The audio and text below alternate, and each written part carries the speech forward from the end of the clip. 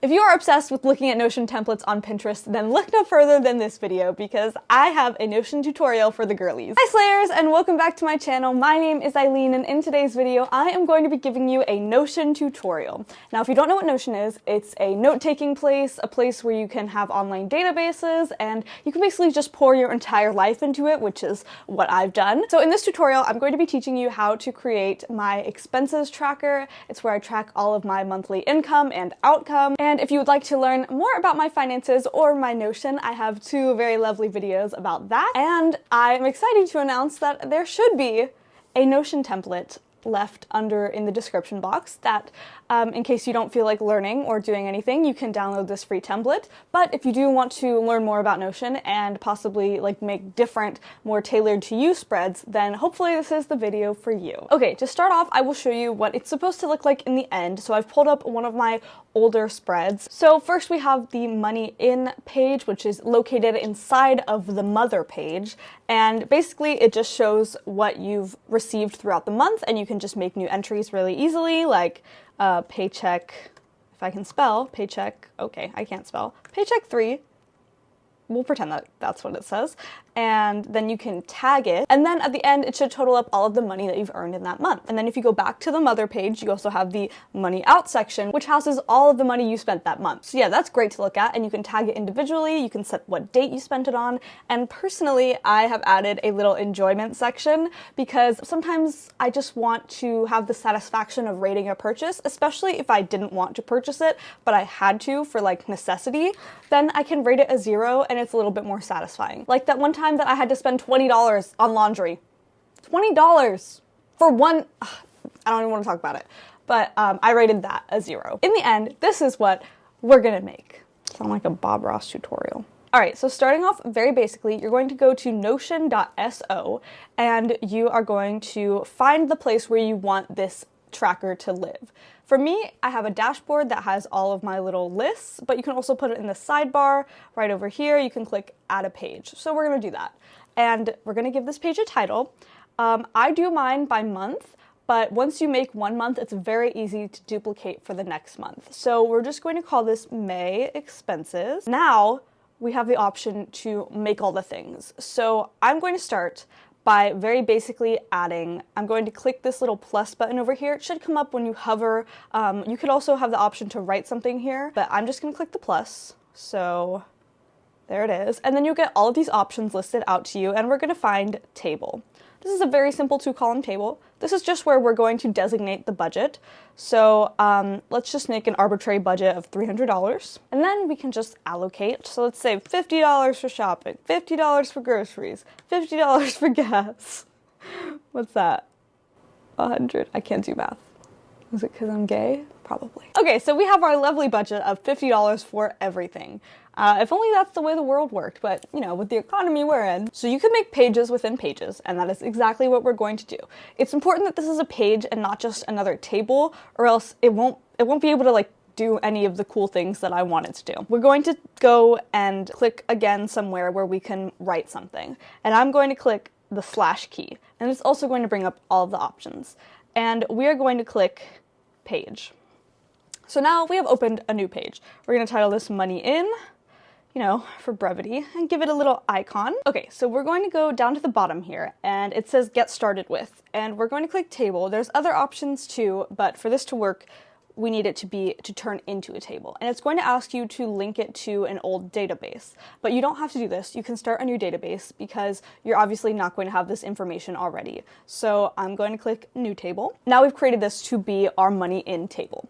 So this block right here comes standard with the table, and it's called Name, and you can't get rid of it because it's sort of like the title block, but you can change it to be like less obnoxious. If you click on the top where the title is, you can change the name, and I'm going to make it be Notes.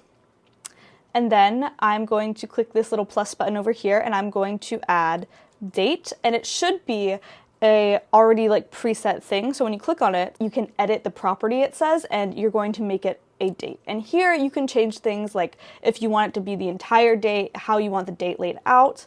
And it's all just in this little edit property menu. And once you're done, if you feel like you don't like it, you can always click on the title again and click edit property, and it should all come up again. And then this is going to be the amount column, and I'm going to make this a number one. So I'm going to scroll down and see the one number, and this is going to let me enter a numerical value, and it's going to be able to read it and act like Excel in a database and sum it all up. I'm going to name this amount instead of number, but it's going to keep its same property. So now I'm just going to order this a little better. You just click the title again, and you click and hold, and you can drag it to be in whichever formation you need it.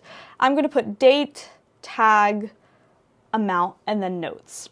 Now I'm going to add some tags. So to add your own tags, you just click the tags icon and type in whatever tag you want.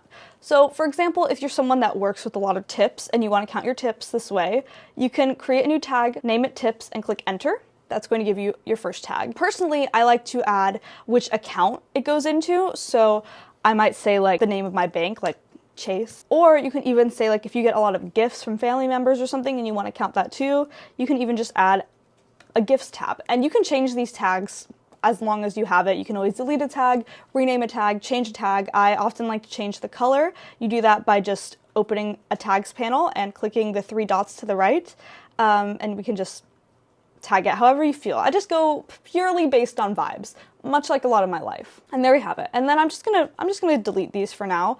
They don't delete, they will always stay here unless you click the right click and click delete. But I'm just like getting rid of it in the database. And at the very bottom, right under this one that says new, if you hover over it, you'll see that you'll get a calculate option. So just for fun, I'm going to input a fake one. When you click on the date column, it should just bring up a calendar and you can just pick whatever day it was on. Let's say I got this paycheck April 4th, and I'm going to tag it as paycheck, and let's say it went to my Chase account. And then I'm going to put the amount and any notes I might have. And that's just for you if you ever need to come back and you're maybe like, why is my paycheck so low? Or I don't even remember getting this money, where is it from? You can just add a little note, but I don't always do that and you don't have to either. And so yeah, this is very nice. This is how I would keep the money in page. So let's go back to the mother page and let's make our final page, which is going to be a bit more complicated, but very worth it. So I'm going to click slash and I'm going to make another page. We're going to call this money out. And now I'm going to make the many columns that I showed you before. Okay, so we have name and tags. I'm going to change this name one to be item because it's like whatever I bought. By clicking the plus again and scrolling down to find date, I'm going to add another date column so I can see when I bought this thing. And then I'm going to, of course, add a number one, and I'm going to name this one amounts once again, how much I paid for whatever it was. And then I'm going to add my little touch, which is adding another number column, and this time I'm going to name it rating. Okay, so I'm going to reorder them, and I usually have dates, item, tags, rating, and then amount.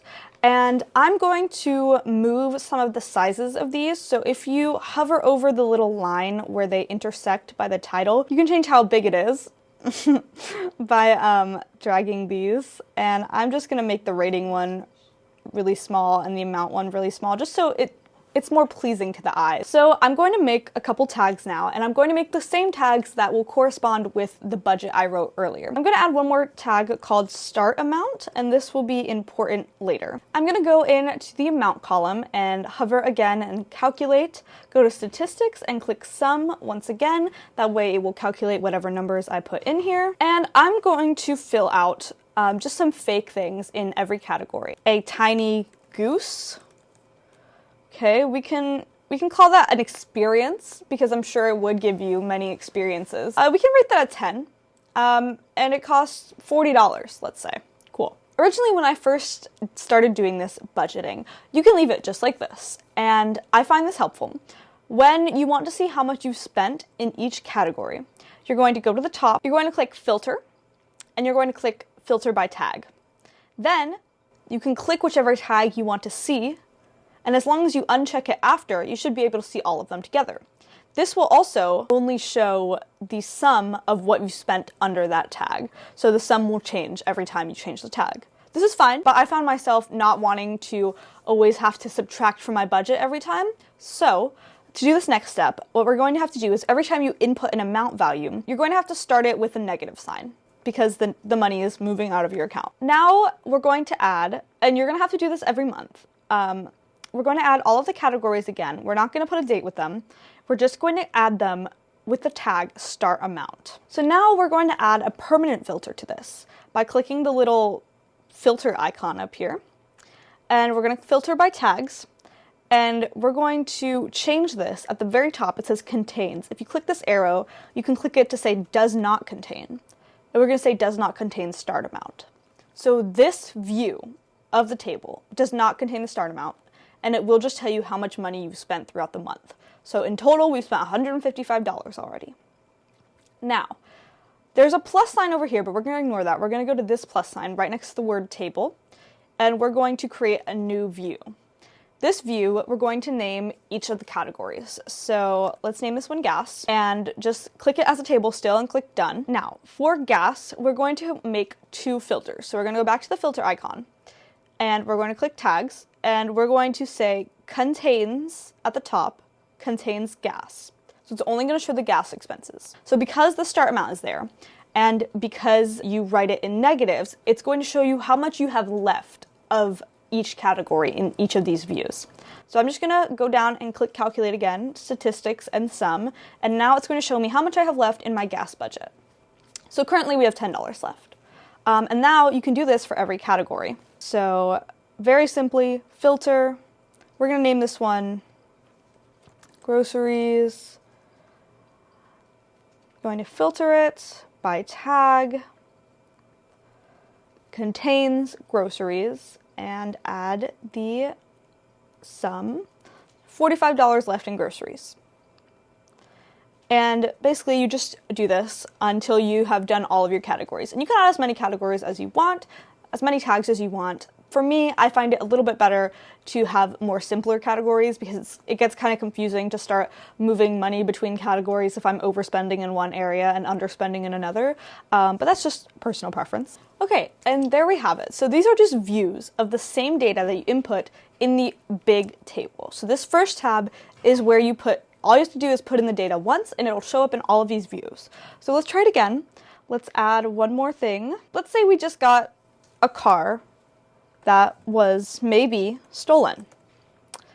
And we're going to put that under shopping. We're going to rate it like a 2 because we're a little confused. And we're going to say it cost only $20. So we're going to put that as -20. So now we spent $175 this month. But if I want to see how much have I spent in shopping and how much do I have left, I would go to the shopping tab. And you do have to click calculate and find the sum, and it's going to tell me that I only have $15 left in my shopping. And then you can go back to the front, and on this page it should house your budget, your money in and your money out pages, and occasionally I like to throw some notes in there about my finances. Sometimes I'll list any subscriptions. Yeah, this is the basic template that I use every single month to budget, and really quickly I will show you that when the new month comes around, you don't have to completely rebuild this from scratch. You can go to the actual page itself and click 3 little dots, and you can click duplicate, and it will duplicate it for you. And if you don't feel like going in and deleting all of the things and starting it over like that, you can click, once you're inside the page, the money out or the money in, click duplicate that, and you can duplicate it without content. So you will have to go in and fill in what your budget is for every month, but you don't have to completely reset up this budget, which is what I really like. And honestly, this only takes me like 20 minutes at the start of every month. Anyways, I hope you enjoyed this little Notion tutorial. I find Notion very useful and very helpful in organizing my chaotic life. Yeah, let me know if you guys have any questions or run into any problems while trying to do this. And I'm proud of you for trying to better your knowledge skills.